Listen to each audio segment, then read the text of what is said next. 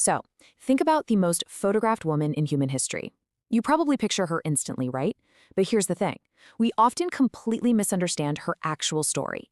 Today, we're looking past those endlessly reprinted photos to uncover a massive, fascinating collision.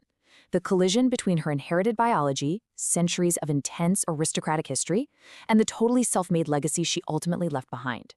We are, of course, talking about Princess Diana. And all this really forces us to ask one huge central question. Who was Diana, really? For decades, the media just loved to frame her as this shy, kind of naive girl who just happened to marry a future king. But is that actually accurate? Or do her centuries-old family history and those famously striking blue eyes reveal a much, much deeper story about power, inheritance, and ultimately, individual agency? Okay, let's dive into this. Today, we're looking at a battle between two massive forces.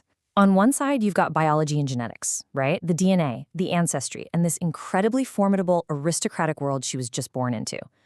But on the other side, you have history and legacy. The profound, deeply emotional, and global impact she built with her own two hands. So how exactly did she get from one side to the other? Part 1. The Spencer Bloodline. Centuries of aristocratic history. You see, long before she ever stepped foot in Buckingham Palace, she was Diana Frances Spencer, backed by a staggering history of wealth, land, and political power. She was absolutely no fragile outsider. For generations past, the Spencers held the massive Elthorpe estate. We're talking a sprawling 13,000-acre property that had been in her family for over 500 years. On July 1st, 1961, Diana was born at Sandringham, Norfolk, quite literally, on a royal estate. And by 1975, her father became the 8th Earl Spencer. She grew up inside this elite institution of private schools, huge country estates, and immense historical expectations. She was born right smack in the absolute center of the British elite. And a family tree at this level? It isn't just a list of names. It's a map of power. Her ancestral network intertwined the Spencer family line, the Roche family line, and, incredibly, the Baring banking dynasty. Yes, the very same financial powerhouse that helped finance the British against Napoleon. Throw in some distant ancestral connections to earlier British royal dynasties, and a pretty clear picture emerges. When Prince Charles and Diana met, he wasn't marrying some unknown commoner. No way. He was marrying someone whose family had been deeply, deeply embedded in the British establishment for centuries. Now, what's really interesting about this is her most famous physical trait, her striking blue eyes. People often talk about her eyes like they were, magic or destiny, but it's actually just biology. Polygenic inheritance means that an eye color is influenced by multiple genetic factors, particularly the ones regulating melanin, rather than just a single, simple mutation. The genes she inherited from that vast family tree dictated the color of her eyes for sure. But this is a really powerful reminder. Genetics might deal us our physical cards, but we choose how to play them. A genome cannot explain her charisma, her compassion, or how she managed to connect with millions. Her DNA gave her the eyes, but she decided how to look at the world. Chapter 2. The Royal Collision. When the Spencer girl met the crown.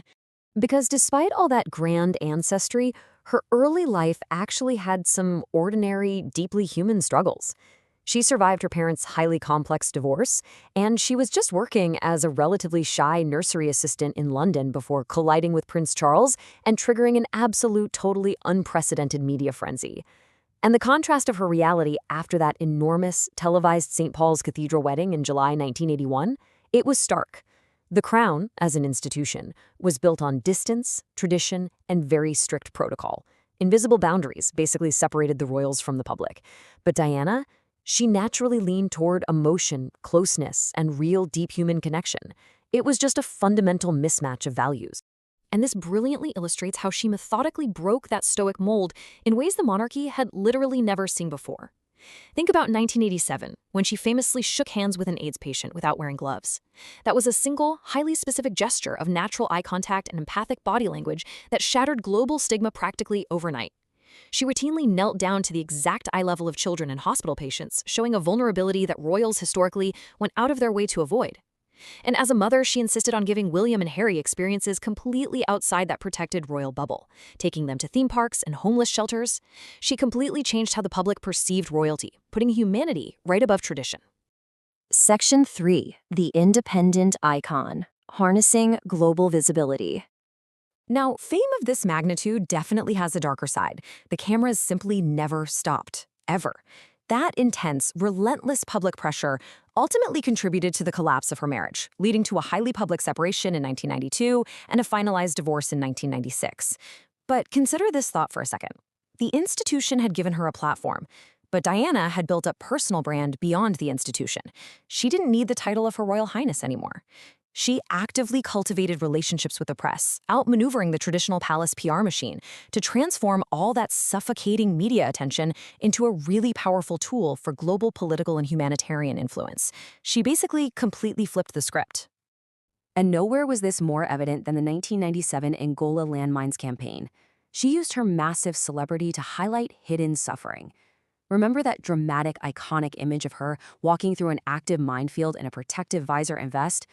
She knew the cameras would follow her anywhere, so she intentionally led them right to the civilians the world was otherwise trying its best to ignore. And the result? Well, her direct involvement is widely credited with accelerating the passage of the International Ottawa Treaty banning landmines shortly after. It was an absolutely brilliant, highly effective use of her global visibility.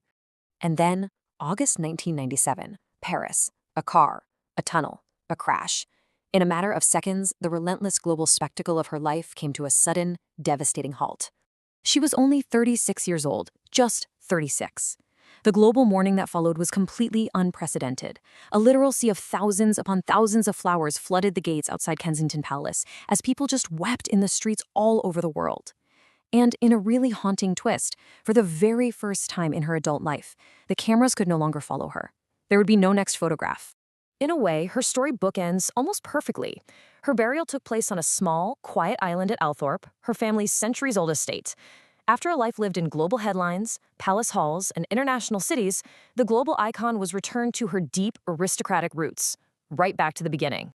Let's move to part 4 and see how this all builds. An earned legacy, the woman behind the eyes.